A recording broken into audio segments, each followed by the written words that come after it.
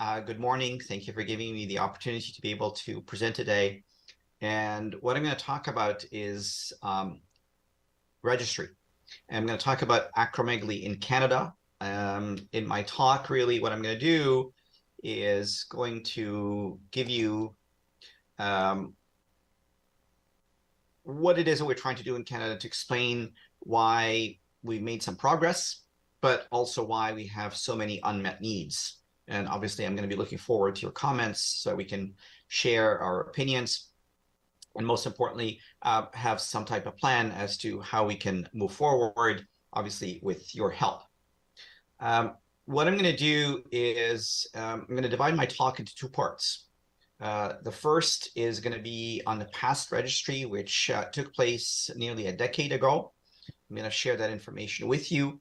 And then in my second half, I'll talk about what I hope is going to be the current and future registry to build on what we've learned and try to pull the information that I think is going to be necessary.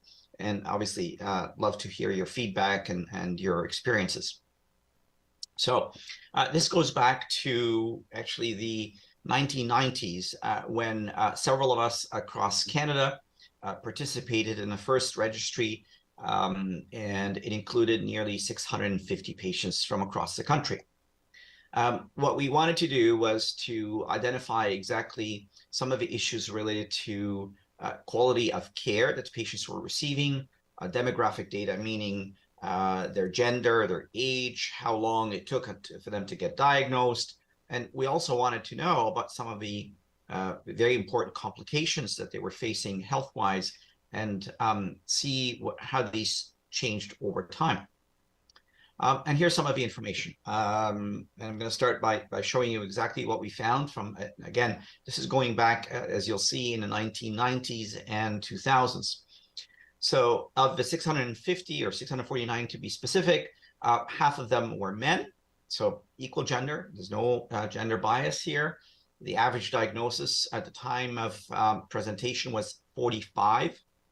And we were able to follow these patients for an average of almost a decade. So that's actually pretty good. The important thing here to show is that the IGF-1 levels were actually not that high on average.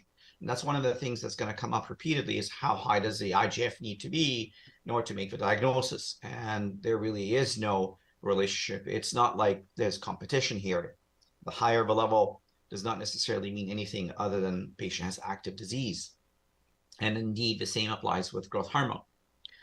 What you can see here also is that almost 80% of patients at the time of diagnosis, 80% had a macro tumor. A macro meaning that it was already growing outside of the pituitary fossa, the box where the pituitary normally sits, and only 1 out of 5 were picked up at a time when a tumor was sitting inside the box, a microtumor that was easily removable.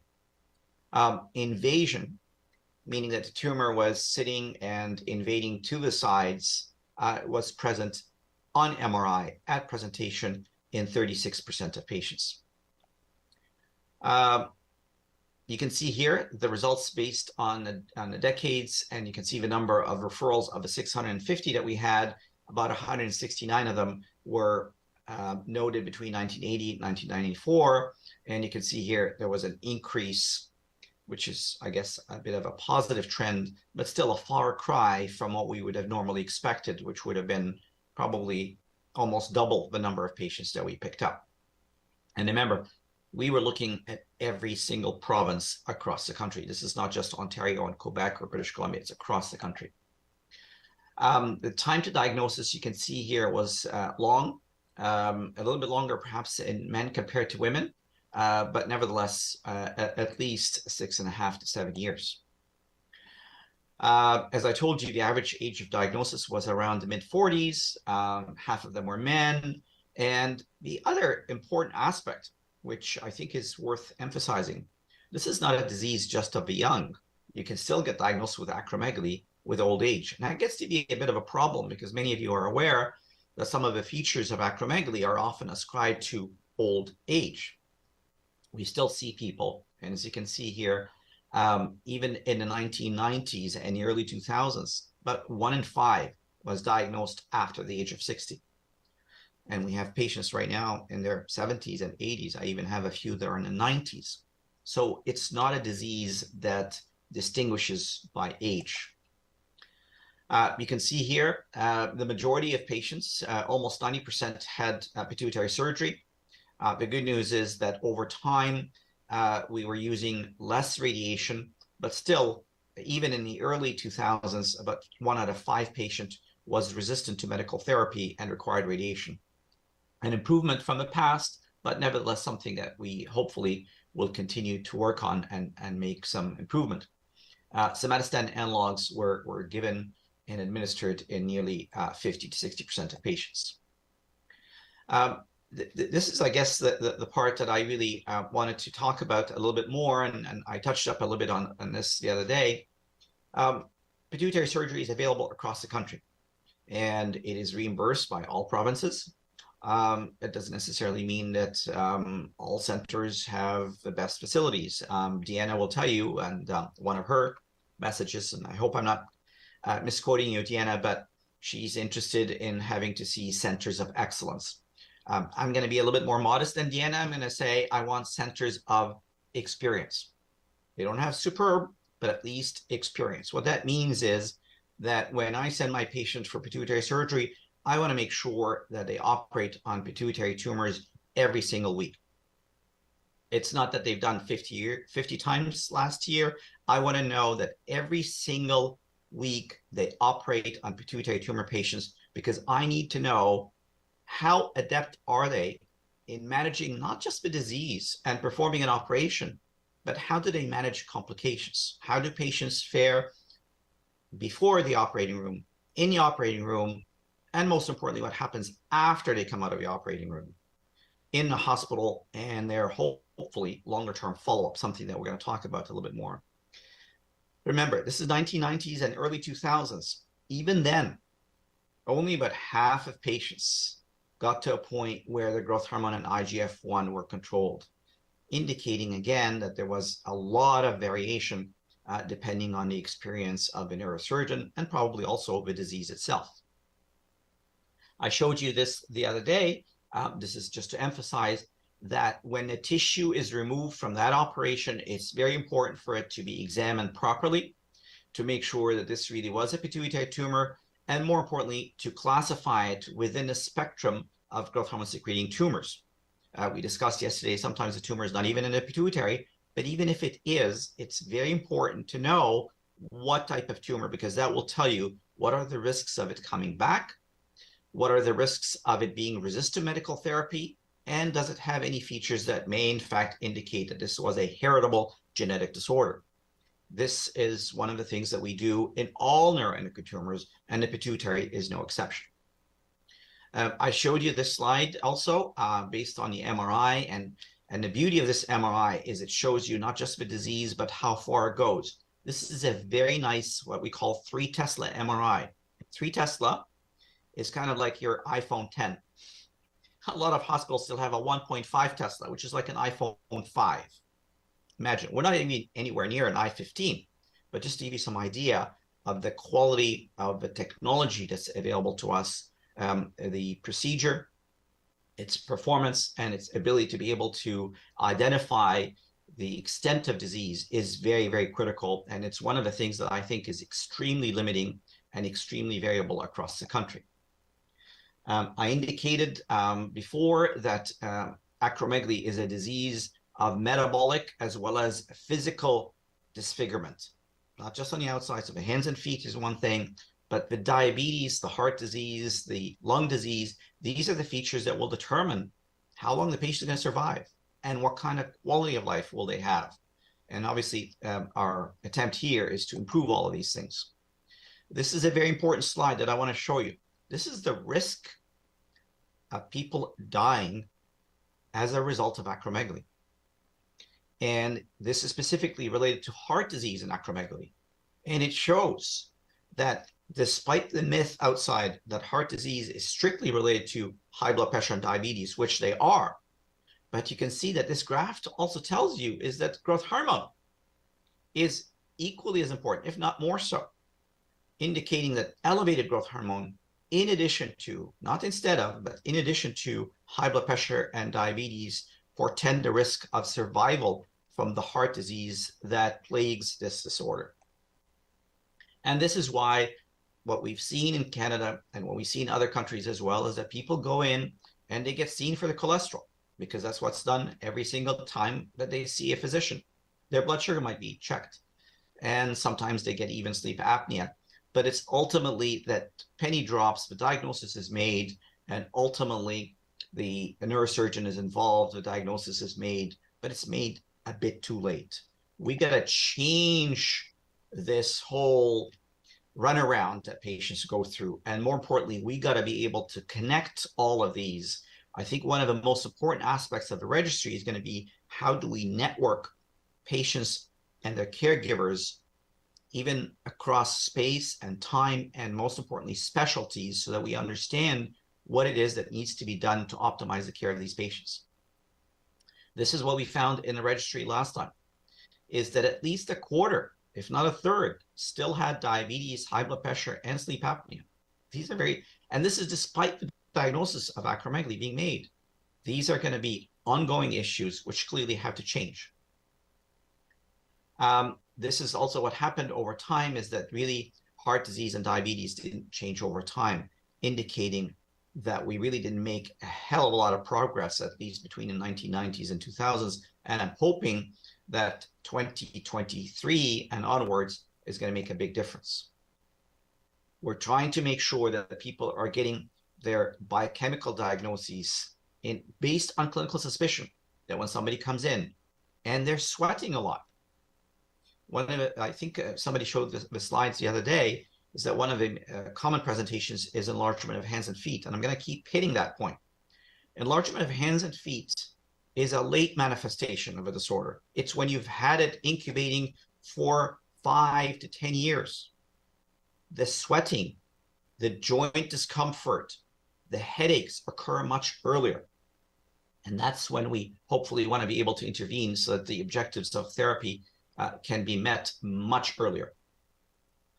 If surgery is the way to go, it has to be done in the hands of somebody who's really good, who does it on a regular basis, and most importantly, has access to all of the technologies, good MRI, good team care that involves post-operative and surveillance. It's not just a matter of having to remove a tumor.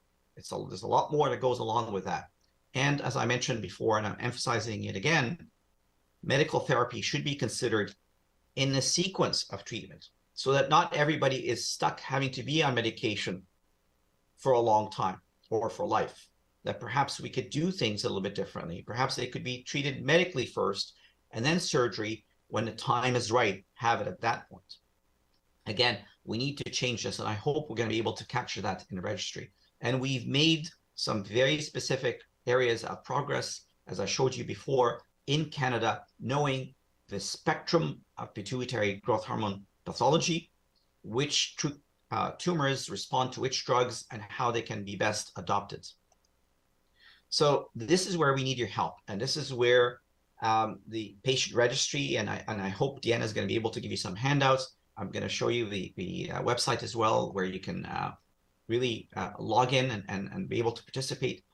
And it's based on the idea that there are still, as I can tell you quite easily, I'm sure you know this probably much better than me, there are still lots of challenges. Limited understanding of where are the at least 500 patients with acromegaly that are not diagnosed every year. Where are these patients? What's happening to them? Well, they're probably out there. They're being treated for diabetes, high blood pressure. They're sitting in diabetes doctors' clinics, not being diagnosed. We need to change this. We need to be able to also deal with the varying quality of consistency of care across Canada. The time to get diagnosed, the time to get the data, and to make sure that your voice, the way that you experience your disease and your care, is heard, so that the other side, the healthcare system, not just the physicians, but also the nurses and the administrators and all of the people who are involved in healthcare, know how it is that your disease is affecting you and how it can be improved on. It is a research project. The registry is obviously entirely voluntary.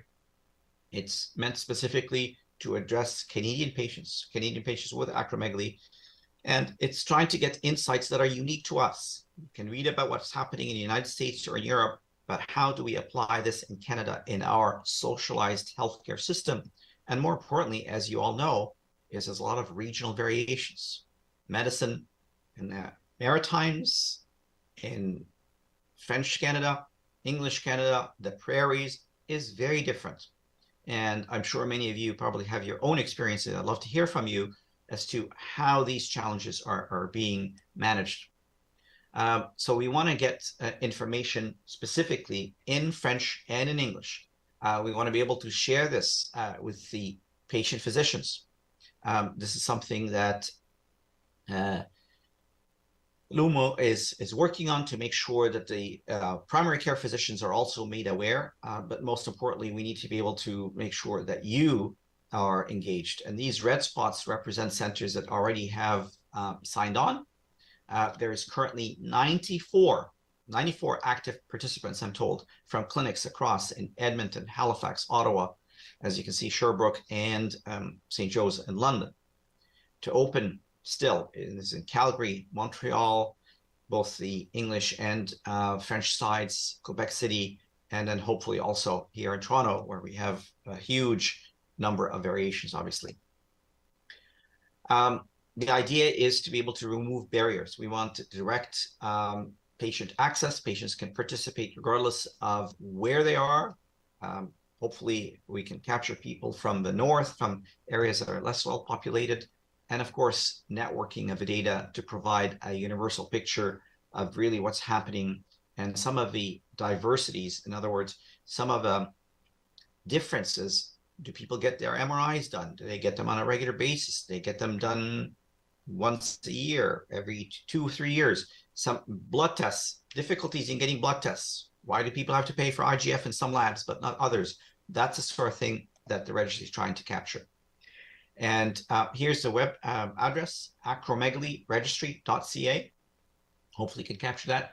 That's a screenshot of what the platform looks like. It's direct to the patient platform. This is not the physician, but the patient platform. And it walks you through being able to enter your information. And it's very similar in some respects to what you would sign on when, for example, you're participating in your hospital portal system that gets your patient information, from which you also get your results and all of your medical records. Again, here's the website. Patient voice is absolutely critical. And I think it is, the time has come for this. It's absolutely imperative. There will be areas of improvement for sure. More is going to be required, but most importantly is that it's a team. And the team involves a whole lot of primary care physicians, specialists, nurses, and of course you being the leader, the captain, so to speak, but also you're the recipient, and it's a dialogue which I hope is going to go back and forth. I can't overemphasize the role of the nurse navigators, and in the audience, I'm sure many of you may have met one of the nurses who's worked with me for over 30 years, Lori Kingdon. I hope you can meet with her. She'll share with you some of her expertise because she's the one that helps coordinate a lot of things for our patients. Here's firsthand from them what's going on, and here's a lot of the not just complaints but challenges which hopefully we always are working on to try and improve on. So I'm going to stop at this point, and hopefully I've given you some food for thought, but most importantly I want to hear from you as to what your thoughts are and how we can make this better. Thank you so much for your attention. Deanna?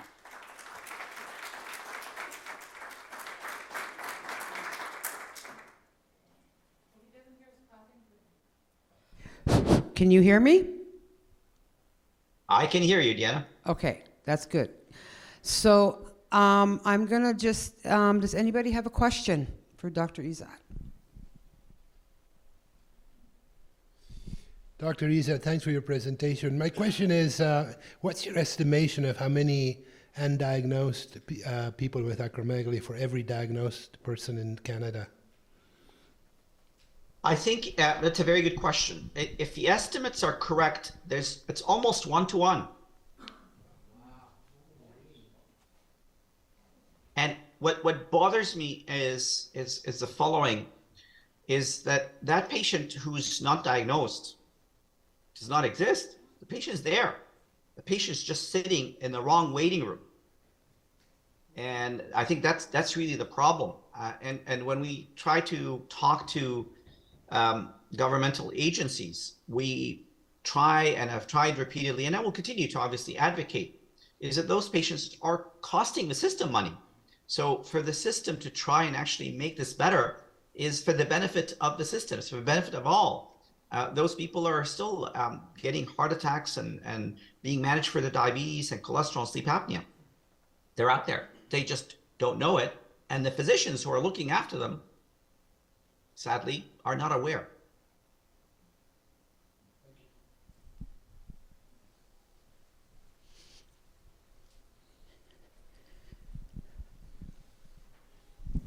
Hello, Dr. Ezzat. Good morning. Mark here. I don't know if you remember my voice or not. How can I ever forget? You said when you're looking for surgeons to perform the surgery, you're looking for a surgeon that does this, that works on the pituitary once a week. How many surgeons are like that in Canada? How many surgeons are at that level? And if there's a few surgeons doing those surgeries once a week, I can assume they're not all related to acromegaly, because that would make our numbers blow up pretty big. Okay, so the good news is we actually have very good neurosurgeons across the country. And I'm going to tell you that there is at the very least, one, if not two, per center.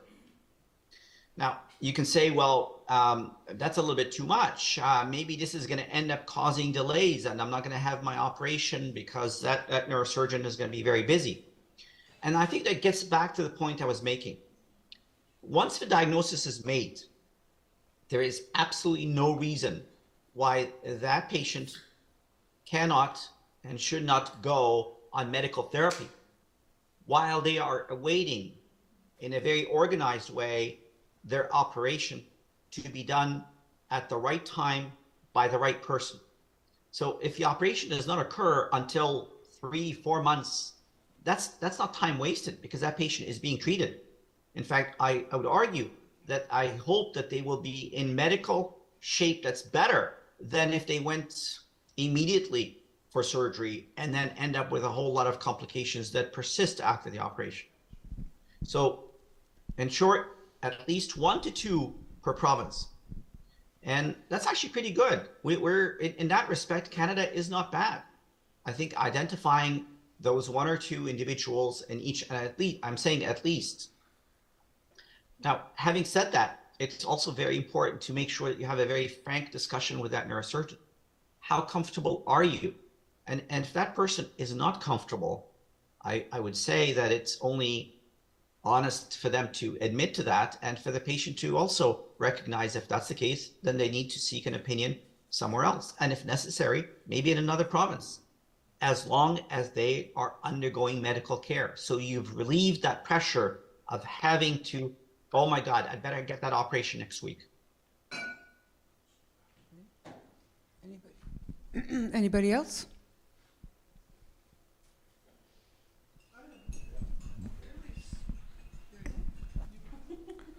Hi, Shereen. Stan Van Oom here. Good to see you again. Hi, Stan. I think there was a second part to the question about, does it matter whether the experience is specific for acromegaly or for any pituitary surgery? I think that was the part that the patient would also like a response to. That's a very good question, Stan.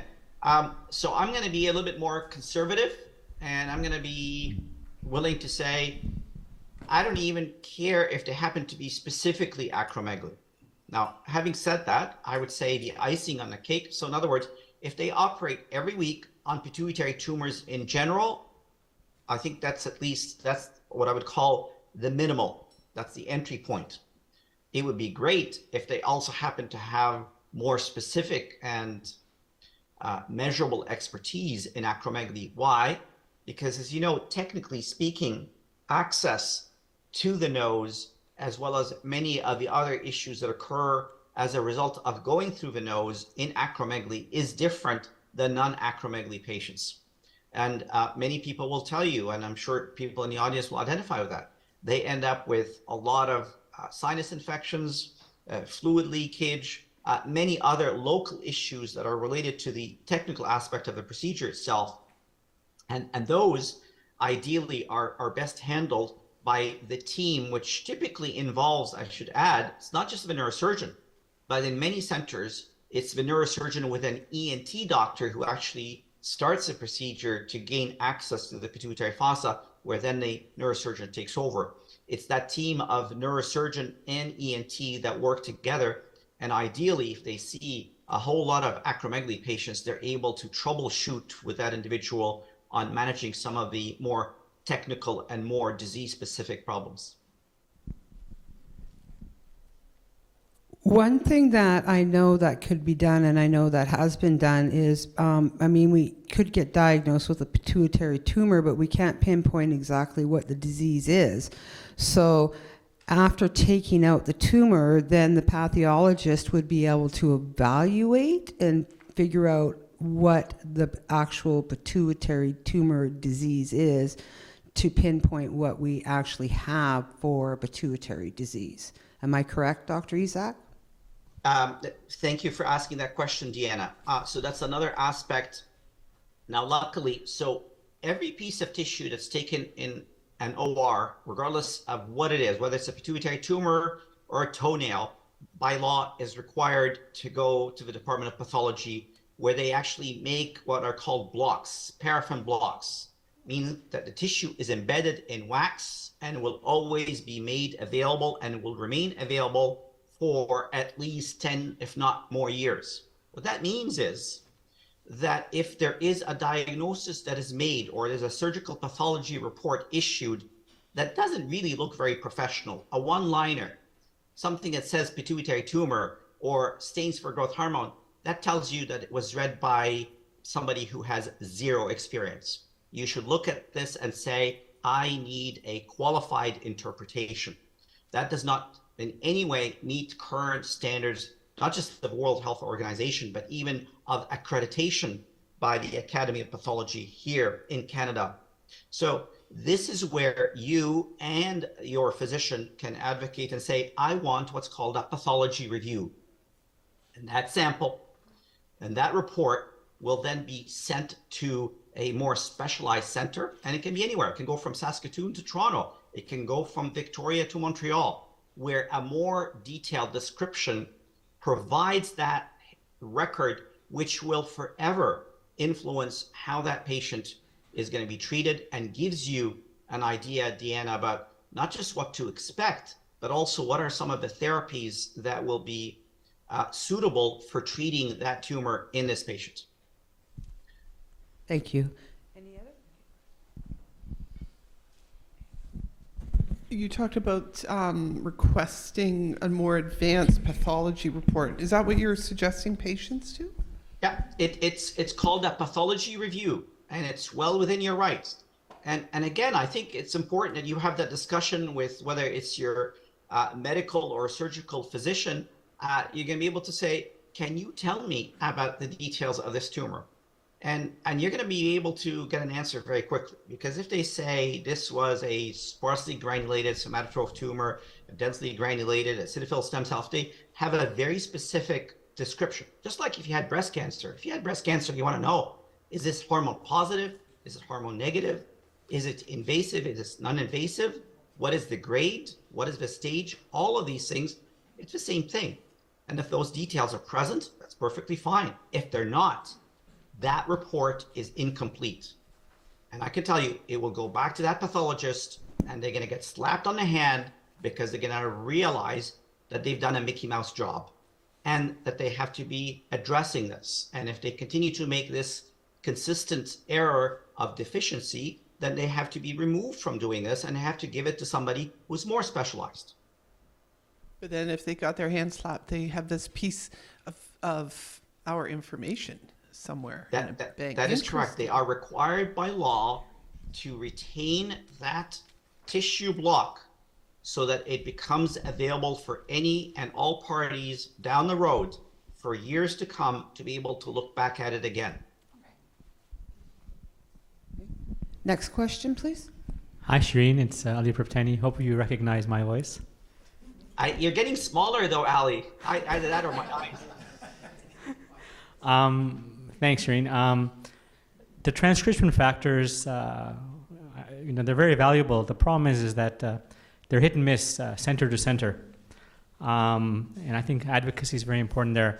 Is there a reason why they're so variable from center to center? And is there anything we can do to advocate that every pathologist or department uses these transcription factors to help us in terms of diagnosis and management and prognosis? So I don't know if you can see my slide here. Thank you so much, Ali. This is a very pertinent question. And as what he's talking about, transcription factors are basically those proteins inside a tumor that specify what that tumor is going to be made of and what hormones it's going to produce and retain throughout its lifespan. Okay, so think of it as being these are the factors that will allow that tumor to retain its identity. And each tumor has a different signature. These are basically what we call antibodies. It's a test that's performed on the tissue. And what Dr. Praptani is asking is, how come all of these tests are not available across the country? And it gets to be a vicious cycle, Ali. If we don't ask, you don't get. So what hopefully will happen is that if people like yourself and others ask for it, that will be the opportunity to be able to provide an impetus for the department to be able to obtain them, and they'll be able to do it on a regular basis. Now, I should also ask, and maybe this is something that other people want to discuss at some point. What I'm discussing here is the standard of care that applies to other tumors. So the question then becomes, why is it that the pituitary should be an exception? Why is it that what we would expect for breast or prostate should not be equally applied to the pituitary? Are you less important? I mean, that's really, it's a question of fairness. You pay taxes just like everybody else. You deserve to get the same.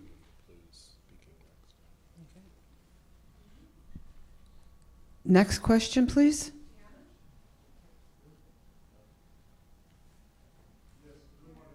We got some over there and some over here. I'm going to try to. Is it on? Yes, good morning. I am from Quebec, and recently I requested a copy of my file in Montreal, and they sent it to me to exist, so it was very effective. And one of the information that I found the most useful was the GH level and IGF level before the surgery and after the surgery. I also find very useful, there's a written report, a one-page written report from the person who did the surgery, which explained how he went about and the type of tumor that I have. So my question is, with this second phase of the registry, do you collect different information? I know that my file is about 500 page. There's a lot of information, and do you also think about collecting information about the CD or the imaging from our file? Thank you. Excellent. Thank you for sharing your experience and your question. You're absolutely right. The aim is to be able to collect as much information as possible. So everything from how long it took to get diagnosed and all of the complications to all of the other details related to hormone levels, imaging findings, CT, MR, as well as the tumor pathology. So you're absolutely right. It is imperative that we get as much information as we possibly can, because that's what's going to be able to tell us where are we doing a really good job and where are we falling behind. And it's going to be very important. I should point out, as you've also suggested quite rightly, one of the advantages, unlike the 1990s and the 2000s, where the patient was completely removed from the scene. I mean, most of you probably never saw your medical records, probably even like yourself. The hope is that with the new era, with patient information and medical access, being able to get your medical records also will allow you to be able to participate in these registries in a more complete fashion. And obviously, the physicians will do their part as well. So I should hope that the experiences that I shared with you earlier that we had in the 1990s and the 2000s will vastly improve.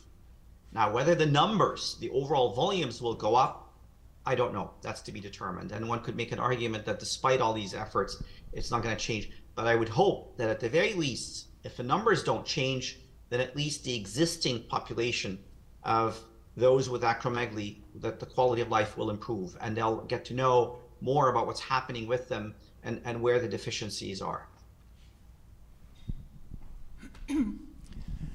Hello, Dr. Ezzat. This is Vicky. And this is not a question, this is an accolade. I am so glad that you were found for me. Today is a milestone. I had surgery 13 years ago today, and I am still in remission / cured. And I thank you from the bottom of my heart. Thank you. It's very, very kind of you. Very kind of you. Okay, next question. Hi, Dr. Ezzat.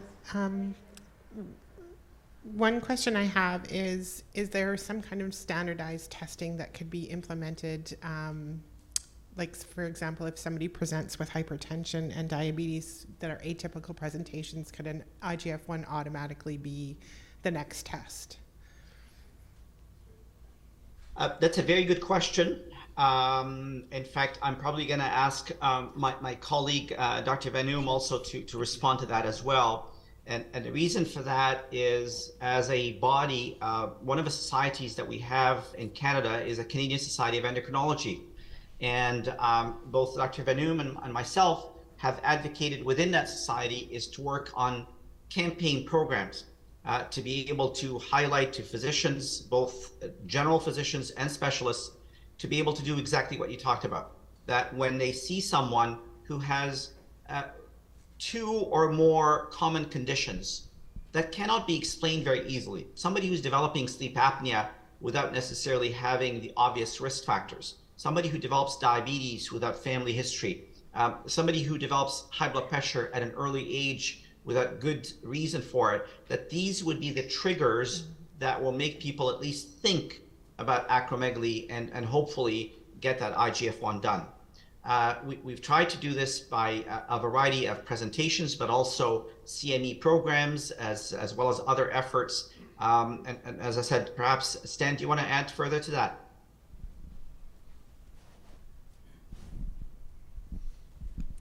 Yeah, can you hear me, Shereen? Yeah. I think the effort to do this is something that has been brought up several times by patients here, and I think it reflects the frustration of what could have been done to diagnose me and diagnose others earlier and get better treatment outcomes that way. I think that the concern of the CME programs, etc., is that it's still difficult for physicians in primary care or other areas to think about all the different things that they have to think about, and also within the epidemiology, if they have 100 patients with headache, how many have acromegaly, and data might be 1% or something like that. What I think is that we have to work on including the technology help for these things, whether it's in a patient record at a hospital or a family doctor. That should have an intelligence background when it says, make the combination like you suggested, if a patient has hypertension and and obstructive sleep apnea, that a thing pops up, consider acromegaly. Or if it's a combination of hypertension, diabetes, or others as well. And ideally, we should work on how successful that is. But I think that in time, reminders to healthcare providers across the system, and not just only those who see acromegaly, is probably required. And I think that a technical approach that way, where the electronic medical records help us to do that, is likely to be more sustained than trying to target individual physicians. But that's my suggestion. Excellent. Tracy, go ahead. Thank you for that, Stan. Thank you. I have another question.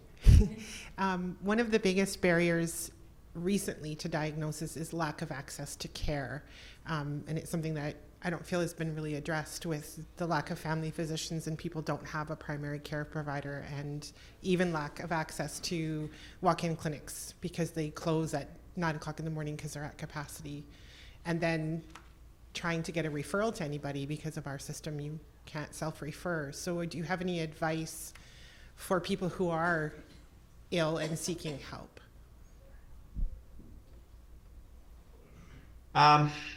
I wish I had a very short answer for you. However, here are some suggestions.